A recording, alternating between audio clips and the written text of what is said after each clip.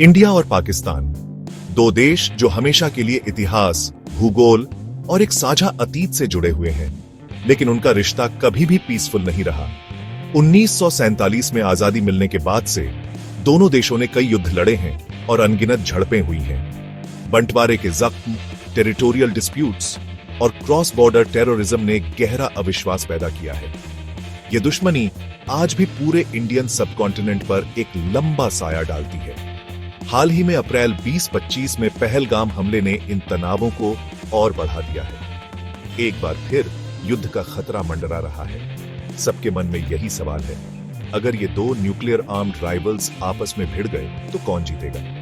इसका कोई आसान जवाब नहीं है। सिर्फ मिलिट्री माइट की तुलना करना पूरी कहानी नहीं बताता। असली तस्वीर बहुत ज्यादा कॉम्प्लेक्स है, जिसमें strategic depth, economic resilience, international alliances और न्यूक्लियर वेपन्स का अनप्रेडिक्टेबल वाइल्ड कार्ड शामिल है। इस एनालिसिस में हम भारत और पाकिस्तान की सैन्य क्षमताओं पर गौर करेंगे, उनकी ताकत और कमजोरियों को विभिन्न पहलुओं से जांचेंगे। हम कन्वेंशनल और न्यूक्लियर सिनेरियोज दोनों को ध्यान में रखते हुए एक संभावित कॉन्फ्लिक्ट के ट्रेजेक्टरी का पता लगाएंगे। लेकिन मिलिट्री पावर के ठंडे हिसाब किताब से परे हमें युद्ध की मानवीय कीमत से भी जूझना होगा, एक ऐसी कीमत जिसे कोई भी देश नहीं चुका सकता। कश्मीर घाटी की शांति 22 अप्रैल 2025 को टूट गई। भारी हथियारों से लैस आतंकवादियों के एक समूह ने पहलगाम में एक सिविलियन कॉन्वॉय पर हमला किया। इस हमले की जिम्मेदारी बाद में पाकिस्तान स्थित लश्कर-ए-तैयबा ने ली, जिसमें 26 बेगुनाह मर्दों, औरतों और बच्चों की जान चली गई। भारत की प्रतिक्रिया तेज और निर्णायक थी। प्रधानमंत्री मोदी ने यह ऐलान करते हुए कि पाकिस्तान को इसकी भारी कीमत चुकानी पड़ेगी, कई जवाबी कार्रवाइयों की घोषणा की। सिंधु जल संधि, जो दोनों देशों के बीच पानी के बंटवारे को नियंत्रित करने वाला एक ऐतिहासिक समझौता है, उसे अनिश्चित काल के लिए स्थगित कर दिया गया। अटारी वाघा बॉर्डर, जो व्यापार और आवाजाही का एक महत्वपूर्ण रास्ता है, उसे सील कर दिया गया। पाकिस्तानी नागरिकों के वीजा रद्द कर दिए गए और दोनों देशों में डिप्लोमैटिक स्टाफ को काफी कम कर दिया गया। पाकिस्तान ने पहलगाम हमले में किसी भी तरह की संलिप्तता से इनकार करते हुए भारत के कदमों को उत्तेजक और गैर जिम्मेदाराना बताया। बदले में इस्लामाबाद ने 1972 में हुए एक द्विपक्षीय समझौते, शिमला समझौते को स्थगित करने की घोषणा की। पाकिस्तानी सेना ने कई मिसाइल टेस्ट्स किए, जिससे उसने अपने हथियारों का प्रदर्शन किया। व्यापार और वीजा सुविधाओं को भी रोक दिया गया, जिससे तनाव और बढ़ गया। पहलगाम हमले और उसके बाद के घटनाक्रम ने भारत पाकिस्तान संबंधों को दशकों में अपने सबसे निचले स्तर पर ला दिया है। युद्ध के ढोल पहले से कहीं ज्यादा तेज बज रहे हैं, जिससे दक्षिण एशिया में एक विनाशकारी संघर्ष की आशंका बढ़ गई है। सैन्य ताकत का कोई भी आकलन संख्याओं से शुरू होता है। मैन पावर के मामले में भारत को पाकिस्तान पर एक बड़ा फायदा हासिल है। दुनिया की दूसरी सबसे बड़ी स्टैंडिंग आर्मी भारतीय सेना में 1.46 मिलियन एक्टिव पर्सनेल हैं, जिनके पास 1.15 मिलियन का रिजर्व फोर्स है। इस फॉर्मिडेबल फोर्स में 2.5 मिलियन अर्धसैनिक बल के जवान भी शामिल हैं, जिन्हें कई तरह के सुरक्षा अभियानों के लिए प्रशिक्षित और सुसज्जित किया गया है। इसके विपरीत पाकिस्तान के पास 654,000 का एक छोटा एक्टिव मिलिट्री फोर्स है, जिसका रिजर्व फोर्स लगभग 5 लाख होने का अनुमान है। हालांकि आकार में छोटी, पाकिस्तानी सेना अपनी प्रोफेशनलिज्म और कॉम्बैट एक्सपीरियंस, खासकर पहाड़ी इलाकों में, के लिए जानी जाती है। रक्षा खर्च भी कुछ ऐसी ही तस्वीर पेश करता है। भारत का 2025 से 26 का रक्षा बजट 70 अरब 90 करोड़ डॉलर है, जो पिछले साल से 9.5% ज्यादा है। यह पाकिस्तान के साथ 0.6 अरब डॉलर के रक्षा बजट से कहीं ज्यादा है।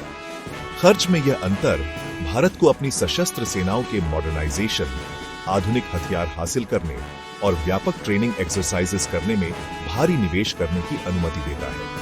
हालांकि संख्याएं एक उपयोगी शुरुआती बिंदु प्रदान करती हैं, वे पूरी कहानी नहीं बताती। पाकिस्तान की सेना को उसके छोटे आकार और बजट के बावजूद कम करके नहीं आंका जा सकता। उसके पास न्यूक्लियर आर्सेनल है और उसने भारत की पारंपरिक श्रेष्ठता का मुकाबला करने के लिए अनकन्वेंशनल टैक्टिक्स और प्रॉक्सी फोर्सेस का इस्तेमाल करके एसिमेट्रिक वॉरफेयर में शामिल होने की इच्छा बार बार दिखाई है। एक संभावित युद्ध क्षेत्र के ऊपर आसमान में भारत के पास संख्यात्मक और तकनीकी रूप से स्पष्ट बढ़त है।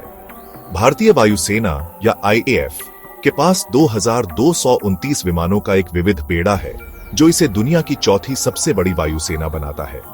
आईएएफ की लड़ाकू क्षमता की रीढ़ फ्रांसीसी निर्मित रफाले, रूसी डिजाइन वाले Su-30 MKI और स्वदेशी रूप से विकसित तेजस सहित उसके उन्नत लड़ाकू विमानों का बेड़ा है। ये आधुनिक लड़ाकू विमान परिष्कृत avionics, beyond visual range missiles और इलेक्ट्रॉनिक वॉरफेयर सिस्टम से लैस हैं, जो आईएएफ को हवा से हवा में लड़ाई में एक महत्वपूर्ण लाभ देते हैं। पाकिस्तानी वायुसेना या पीएएफ हालांकि 1399 विमानों के साथ छोटी है, लेकिन उसकी भी अपनी ताकत है। पीएएफ के पायलट अत्यधिक कुशल और प्रेरित हैं, जिन्होंने कई अभ्यासों और वास्तविक दुनिया की लड़ाइयों में अपने कौशल को निखारा है। पाकिस्तान के बेड़े में अमेरिकी F-16 फाइटिंग फाल्कन, चीनी निर्मित JF-17 थंडर और फ्रांसीसी मिराज 3 शामिल हैं। हालांकि अपने भारतीय समकक्षों से पुराने इन विमानों को उनकी लड़ाकू क्षमताओं को बढ़ाने के लिए अपग्रेड किया गया है। लड़ाकू विमानों के अलावा दोनों देशों के पास परिवहन विमान, हेलीकॉप्टर और airborne early warning and control system सहित कई सपोर्ट एयरक्राफ्ट हैं। भारत की बड़ी वायुसेना उसे इन महत्वपूर्ण संसाधनों की अधिक संख्या में तैनाती करने, अपनी शक्ति दिखाने, निगरानी करने और सैनिकों और उपकरणों को ले जाने की क्षमता बढ़ाने की अनुमति देती है। हालांकि यह ध्यान रखना महत्वपूर्ण है कि केवल वायु शक्ति ही शायद ही कभी युद्ध जीतती है। हवाई अभियानों की प्रभावशीलता इंटेलिजेंस गैदरिंग, ग्राउंड सपोर्ट और इलेक्ट्रॉनिक वॉरफेयर कैपेबिलिटीज जैसे कारकों पर निर्भर करती है। जमीनी और नौसैनिक अभियानों के साथ एकीकृत एक अच्छी तरह से समन्वित हवाई अभियान निर्णायक परिणाम प्राप्त करने के लिए आवश्यक है। भाग 5, समुद्र के रक्षक, नेवल सुपीरियरिटी। समुद्र में शक्ति का संतुलन और भी निर्णायक रूप से भारत के पक्ष में झुक जाता है। भारतीय नौसेना 2 एयरक्राफ्ट कैरियर्स INS विक्रमादित्य और INS विक्रांत सहित 293 जहाजों के एक दुर्जय बेड़े का संचालन करती है।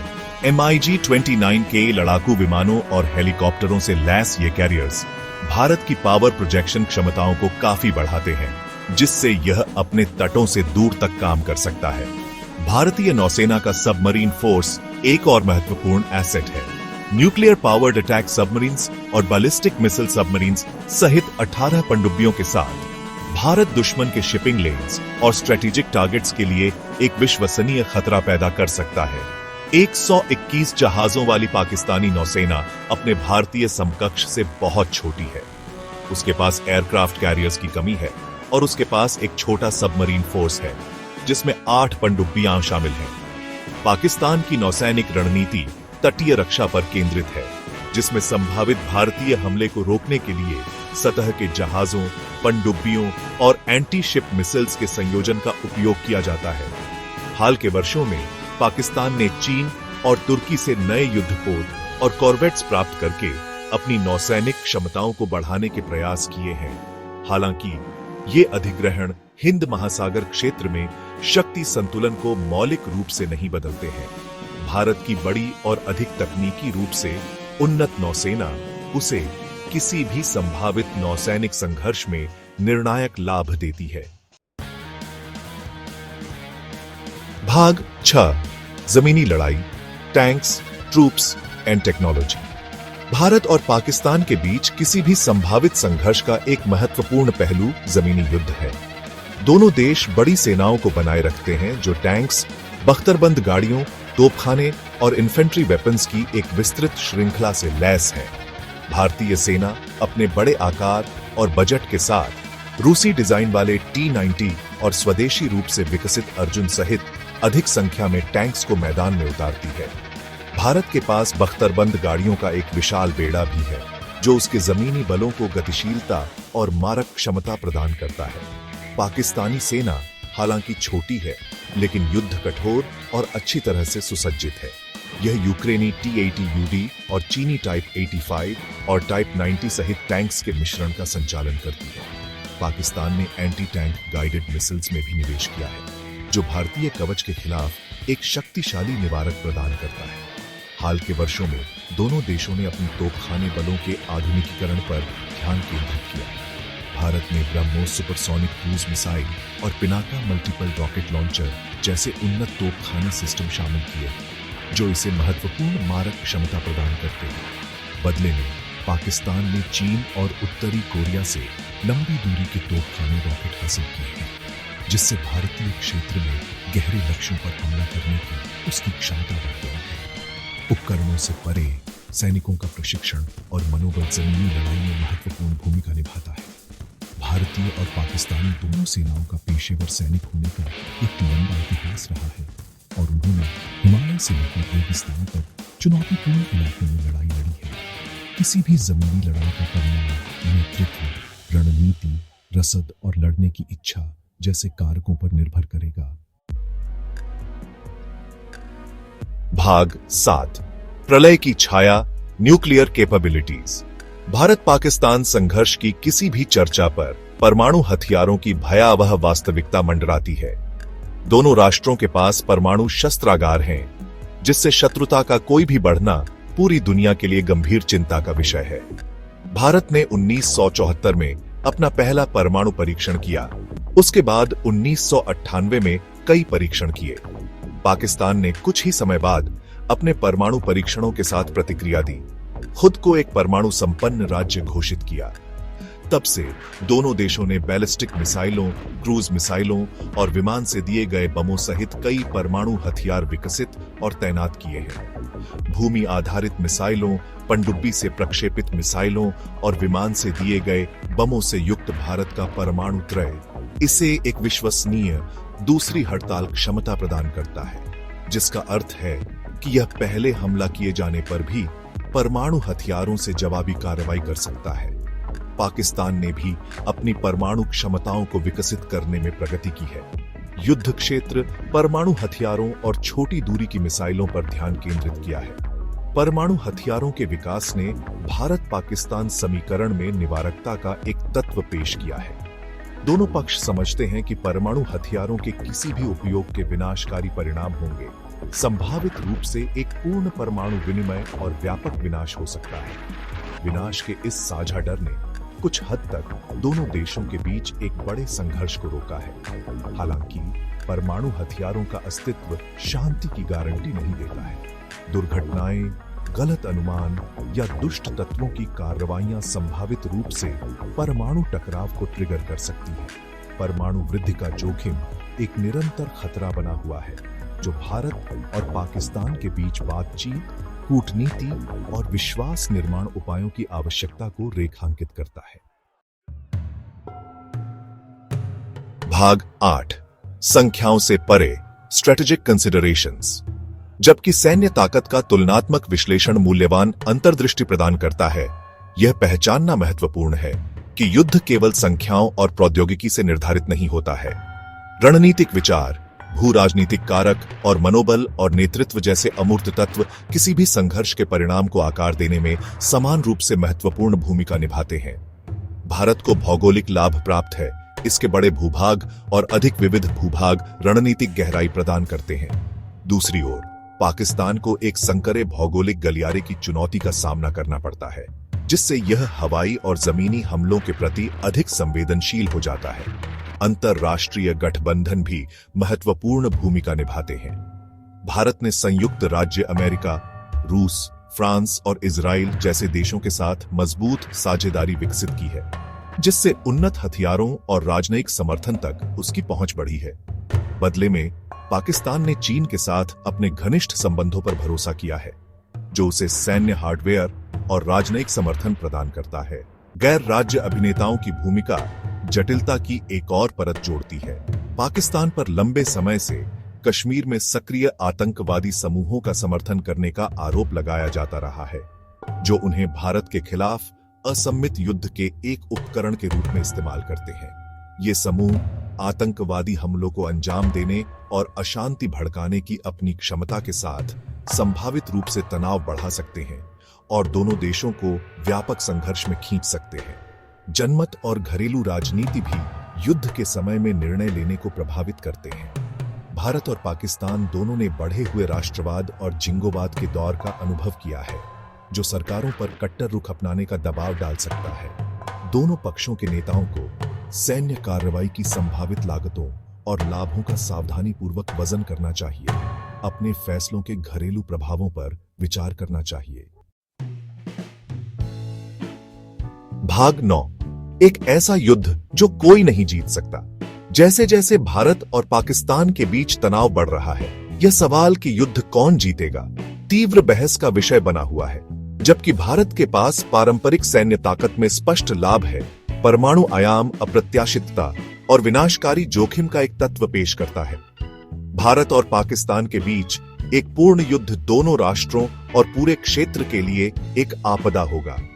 आर्थिक लागत चौंका देने वाली होगी, विकास को दशकों पीछे कर देगी। हताहतों और विस्थापन के मामले में मानवीय क्षति अपार होगी और परमाणु नतीजों और दीर्घकालिक संदूषण की संभावना के साथ पर्यावरणीय परिणाम विनाशकारी होंगे। एक पारंपरिक संघर्ष में भारत की बेहतर सैन्य ताकत संभवतः उसे बढ़त दिलाएगी। हालांकि पाकिस्तान द्वारा अपरंपरागत रणनीति और छद्म बलों का उपयोग करके असम्मित युद्ध में शामिल होने की प्रदर्शित इच्छा शक्ति महत्वपूर्ण नुकसान पहुंचा सकती है और संघर्ष को लंबा खींच सकती है। सीमित पैमाने पर भी परमाणु हथियारों का उपयोग भयावह परिणाम देगा। परिणामी तबाही, रेडियोधर्मी नतीजे और वैश्विक निंदा दोनों राष्ट्रों को विश्व मंच पर बहिष्कृत कर देगी। अंततः भारत और पाकिस्तान के बीच युद्ध एक व्यवहार्य विकल्प नहीं है।